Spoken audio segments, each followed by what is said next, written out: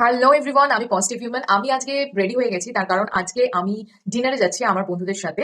তো আজকে আমি একটা নতুন থাই রেস্টুরেন্টে যাচ্ছি, যদিও তার রিভিউ চেক করেছি, বাট তার ইন্টেরিয়ার ডেকোরেশন কেমন এবং খাবারের কোয়ালিটি কেমন কিছুই আমার জানা নেই, সেটা আমি যাওয়ার পরে জানতে পারবো। তো আমি কি কি সেজেছি এবং কি কি পরেছি সেগুলো দেখাচ্ছি।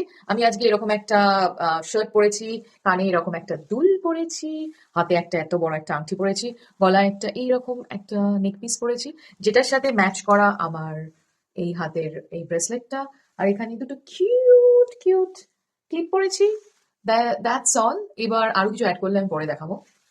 সাথে এই ঘড়িটাও পরবো, যেখানে এমটি হয়ে আছে, অ্যাকচুয়ালি এমটি হয়ে থাকে, মেসেজটা খুলেছে। এই যে।